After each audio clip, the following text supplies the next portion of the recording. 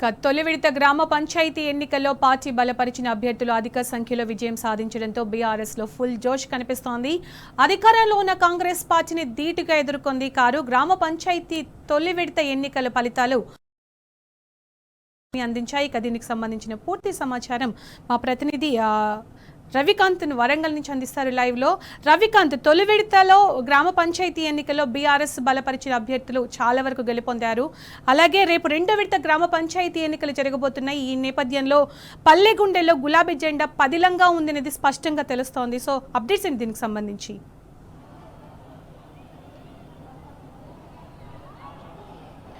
సునీత, తెలంగాణ రాష్ట్రం తెచ్చుకుందే తెలంగాణ అభివృద్ధి కోసం. ఇవాళ తెలంగాణ పల్లెలన్నీ కూడా అభివృద్ధి బాటలో పయనిస్తున్నటువంటి సందర్భం మనం చూసాము.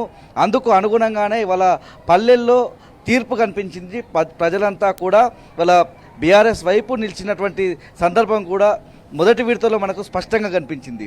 ఉమ్మడి వరంగల్ జిల్లాలో 150 స్థానాల్లో బీఆర్ఎస్ గెలవడం అంటే చాలా పెద్ద విషయంగా మనం చెప్పాల్సి ఉంటుంది. పూర్తి స్థాయిలో కాంగ్రెస్ పార్టీకి సంబంధించి కాంగ్రెస్ పార్టీకే ఓటు వేయాలి. ప్రభుత్వం రాష్ట్రంలో కాంగ్రెస్ పార్టీనే ఉంది కాబట్టి కాంగ్రెస్ పార్టీకి ఓటు వేస్తేనే మీకు మేలు జరుగుతుంది, మీ గ్రామాలు అభివృద్ధి చెందుతాయనే విధంగా ప్రచారం కొనసాగినప్పటికీ పెద్ద సంఖ్యలో బీఆర్ఎస్ సంబంధించి బలపరిచిన అభ్యర్థులు ఉమ్మడి వరంగల్ జిల్లాలో గెలుపొందినటువంటి పరిస్థితి. అంటే ఉమ్మడి వరంగల్ మనం తీసుకున్నట్టయితే 30 నుంచి 40% మేర బీఆర్ఎస్ బలపరిచినటువంటి అభ్యర్థులు సర్పంచ్లుగా గెలుపొందినటువంటి పరిస్థితి మనం చూస్తూ ఉన్నాం. తెలంగాణ రాష్ట్రం రాకముందు తెలంగాణ పల్లెల పరిస్థితి ఎలా ఉండేది, తెలంగాణ రాష్ట్రం వచ్చిన తర్వాత తెలంగాణ పల్లెల పరిస్థితి 10 ఏళ్ల కాలంలో ఎలా మారింది అనేది ప్రజలు గుర్తించినటువంటి సందర్భాన్ని స్పష్టంగా గ్రామ పంచాయతీ ఎన్నికలకు సంబంధించి మనం గమనించిన సందర్భాన్ని మనం చూస్తూ ఉన్నాం. తెలంగాణ రాష్ట్రం రాకముందు ఉమ్మడి ఆంధ్రప్రదేశ్లో ఉన్నప్పుడు గ్రామాల గురించి మాట్లాడుకోవాల్సి వచ్చినప్పుడు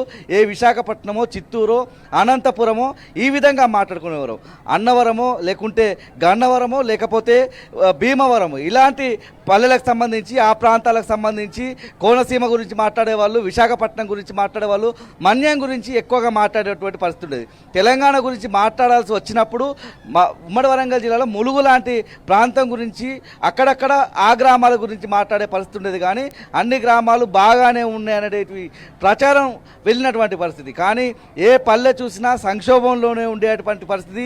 ఈ పల్లెల నుంచి పట్టణాలకు వలస వెళ్ళేటువంటి సందర్భం తెలంగాణ ప్రాంతం చూసినటువంటి సందర్భంలో తెలంగాణ 10 ఏళ్ల కాలంలో అభివృద్ధి చెందింది. ప్రజలందరూ కూడా అభివృద్ధి పదంలో పయనిస్తున్నటువంటి పరిస్థితి. తలసరి ఆదాయం పెరిగింది, కుల వృత్తులకు ఏదైతే ఆదరణ పెరిగినటువంటి సందర్భం కూడా మనకు స్పష్టంగా కనిపిస్తూ ఉంది. అదే తీర్పు ఇవాళ గ్రామ పంచాయతీ ఎన్నికల్లో మనకు స్పష్టంగా కనిపించింది. తెలంగాణ రాష్ట్రం ఏర్పడిన తర్వాత మనకు తెలంగాణలో ఏదైతే ఉమ్మడి వరంగల్ జిల్లాలో ఉన్నటువంటి చాలా గ్రామాలు స్వచ్ఛ సర్వేక్షణ అవార్డులు పొందినటువంటి సందర్భం. తెలంగాణ రాష్ట్రం ఏర్పడక ముందు ఉమ్మడి వరంగల్ జిల్లాలో గంగాదేవిపల్లి అనే గ్రామాన్ని మాత్రమే ఉటంకించేవాళ్ళు.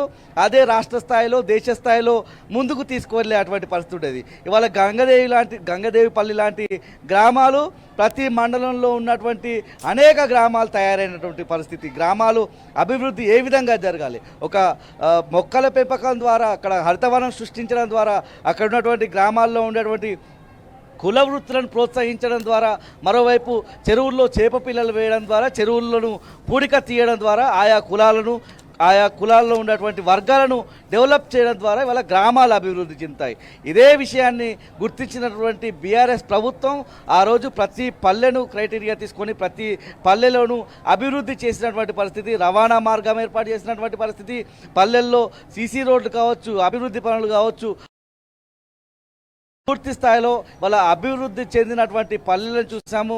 గ్రామ పంచాయతీలకు సంబంధించి డీజిల్ పోసేటువంటి పరిస్థితి కూడా ట్రాక్టర్లకు ఈ 2 ఏళ్ల కాంగ్రెస్ పాలనలో లేదంటే ఏ విధంగా పల్లెలు అధ్వానంగా తయారైనాయో మనం అర్థం చేసుకోవచ్చు. 10 ఏళ్ల పాటు బాగుపడ్డటువంటి పల్లెలు ఈ 2 ఏళ్ల కాంగ్రెస్ పాలనలో ఎందుకు అన్యాయమైపోయాయి, అణగారిపోయాయి, ఎందుకు నిర్లక్ష్యానికి గురయ్యాయని వాళ్ళ పల్లె ప్రజలంతా కూడా గుర్తించినటువంటి సందర్భంలోనే వాళ్ళ మొదటి విడతకు సంబంధించినటువంటి ఎన్నికల ఫలితాలు కనిపించాయి. ఈ జోష్ గులాబీ శ్రేణుల్లో ఇంకా మరింత చేరినట్టుగా మనకు అర్థమవుతుంది. పూర్తి స్థాయిలో రేపు రెండవ విడతకు సంబంధించినటువంటి ఎన్నికలు జరగనున్నాయి.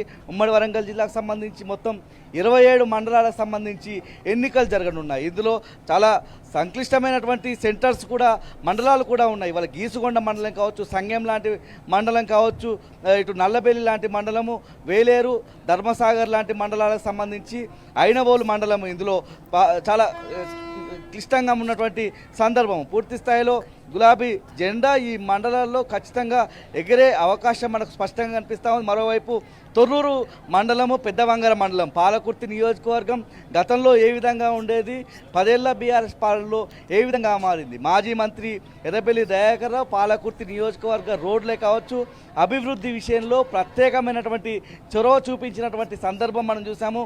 తొర్రూరు, పెద్దవంగర మండలాలకు సంబంధించి రేపు ప్రజల తీర్పు ఉండనుంది. మరోవైపు ఇటు డోర్నకల్ నియోజకవర్గం మనం చూసినట్టయితే రేపు దంతాలపల్లికి సంబంధించి నరసింహులపేట, ఇతర మండలాలకు కూడా రేపు రెండవ దశ ఎన్నికల్లో, గ్రామ పంచాయతీ ఎన్నికల్లో ఉన్నటువంటి పరిస్థితి మనం చూస్తూ ఉన్నాం. ముఖ్యంగా వేలేరు మండలం గురించి మనం మాట్లాడుకోవాల్సిన పరిస్థితి. హసన్పర్తి మండలం, వేలేరు మండలం, హసన్పర్తి ఏదైతే హన్మకొండ జిల్లా వేలేరు మండలం అంటే అక్కడ ఉన్నటువంటి షోడాశపల్లి గ్రామం ఎమ్మెల్యే పల్లారాజేశ్వరరెడ్డి సొంత గ్రామంగా ఉంటుంది. ఆ మండలం కావచ్చు, ఆ నియోజకవర్గంలో ఎన్నికలు జరిగినటువంటి సందర్భంలో చాలా కీలకమైన పాత్ర ఆయన పోషిస్తూ ఉంటారు. ఇప్పటికే పల్లె పల్లెన తిరిగి ఆయన కూడా ప్రచారం నిర్వహించినటువంటి పరిస్థితి బీఆర్ఎస్ బలపరిచిన అభ్యర్థుల తరఫున. ఇటు ధర్మసాగర్, వేలేరు మండలాలకు సంబంధించి రేపు ఆయన ప్రభావం ఖచ్చితంగా కనిపించింది. ఎందుకంటే ఆ ప్రాంతంలో ఆయన పుట్టి పెరిగారు. ఇవాళ జనగామ ఎమ్మెల్యేగా కొనసాగుతున్నప్పటికీ అక్కడ ఆయన ప్రభావం ఖచ్చితంగా ఉంటుంది. హన్మకొండ జిల్లా నుంచి మనం చూసినట్టయితే హసన్పర్తి మండలంలో కూడా మాజీ మంత్రి ఎర్రబెల్లి దయాకర్ రావు విస్తృతంగా పర్యటించినటువంటి పరిస్థితి మనం చూసాం. అక్కడ కూడా గులాబీ శ్రేణుల్లో ఒక జోష్ నెలకొంది. మరోవైపు పరకాల మండలం చూడాల్సి ఉంటుంది. పరకాల మండలానికి సంబంధించి రేపు ఎన్నికలు ఉన్నాయి. పరకాల నియోజకవర్గానికి సంబంధించిన మాజీ ఎమ్మెల్యే ధర్మారెడ్డి, చల్లా ధర్మారెడ్డితో పాటు ఆ నియోజకవర్గం మీద ప్రభావం రవికాంత్, మీరు ప్రజలకు వెళ్ళుంటారు కదా, వాళ్ళతో మాట్లాడి ఉంటారు కదా, వాళ్ళు ఏమంటున్నారు రవికాంత్? ఏ సునీత, 3 వర్గాలు మనం ప్రధానంగా చెప్పుకోవాల్సిన ఎస్సీ, ఎస్టీ, బీసీ వర్గాలు ఇవాళ బీఆర్ఎస్ వైపు, బీఆర్ఎస్ వెన్నెముకగా నిలబడ్డటువంటి సందర్భం. 42% రిజర్వేషన్లు బీసీలకు అమలు చేస్తామని హామీ ఇచ్చిన కాంగ్రెస్ ప్రభుత్వం ఇలా పూర్తిగా విఫలమైనటువంటి సందర్భమే మనం చూస్తూ ఉన్నాం. గతంలో అమలు చేసిన ఏదైతే రిజర్వేషన్లు ఉన్నాయో ఆ రిజర్వేషన్ల ప్రకారమే అమలు చేస్తామన్నటువంటి అంశాన్ని తెలియజేస్తూ ఎన్నికలకు ముందుకు వచ్చినటువంటి పరిస్థితి. కానీ కామారెడ్డి డిక్లరేషన్లో మాత్రం 42% ఏదైతే బీసీలకు రిజర్వేషన్లు కల్పిస్తామన్నటువంటి హామీలు ఇచ్చి ఆ హామీని అంతా కూడా తుంగలోకి తొక్కినటువంటి పరిస్థితి. ఒక బీసీలకు సంబంధించే కాదు, ఎస్సీ, ఎస్టీ డిక్లరేషన్లు కూడా చేసినటువంటి పరిస్థితుల్లో ఎస్సీ, ఎస్టీలు కూడా ఇవాళ కాంగ్రెస్ పార్టీకి, కాంగ్రెస్ ప్రభుత్వం మీద తిరుగుబాటు చూపిస్తున్నటువంటి పరిస్థితి మనకు స్పష్టంగా కనిపిస్తోంది. మనకు ఏదైతే తండాలు గ్రామ పంచాయతీలుగా మారినటువంటి పరిస్థితి, 500 మంది జనాభా ఉన్నటువంటి తండాలను గ్రామ పంచాయతీలుగా తెలంగాణ రాష్ట్రం ఏర్పడిన తర్వాత కేసీఆర్ హయాంలో చేసినటువంటి పరిస్థితి. అంతకుముందే తెలంగాణ రాష్ట్రం ఏర్పడకముందే ఒక హామీగా ఇచ్చినటువంటి పరిస్థితి.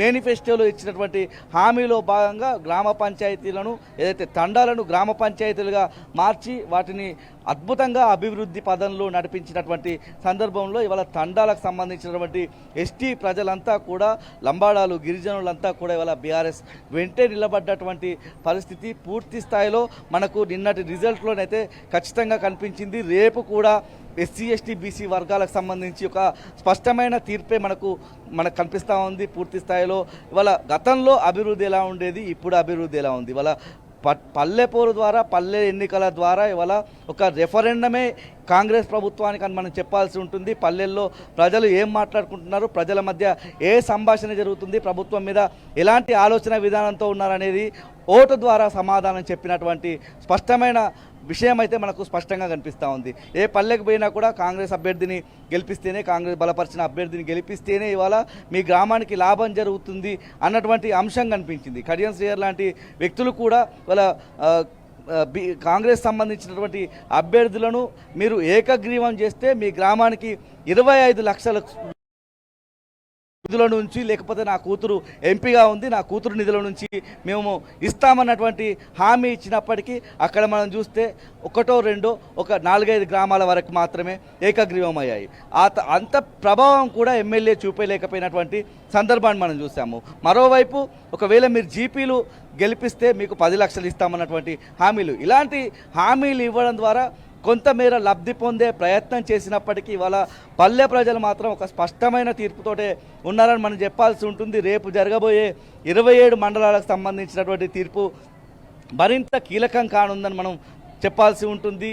పల్లెల్లో ఎంత ప్రచారం చేసినా కూడా ఇవాళ బీఆర్ఎస్ కాదు కాంగ్రెస్తోనే మీకు లాభం జరుగుతుందని ఎంత ప్రచారం చేసినప్పటికీ ఇవాళ పల్లె ప్రజలు బీఆర్ఎస్ వైపు నిలబడ్డటువంటి సందర్భాన్ని చూస్తూ ఉన్నాము. ఎస్సీ ఎస్టీ బీసీలు స్పష్టంగా బీఆర్ఎస్ వెన్నంటే మేము ఉన్నామన్నటువంటి ఒక తీర్పునైతే మొన్నటి ఎన్నికల ద్వారా మనకు చూపించారు. 2వ దశ 3వ దశకు సంబంధించి కూడా చాలా కీలకమైనటువంటి మండలాలు ఉన్నాయి కాబట్టి ఆ మండలాల్లోనూ ఇదే విధమైనటువంటి తీర్పు రిపీట్ అవుతుందని మనం అంచనా వేయాల్సి ఉంటుంది. సునీత.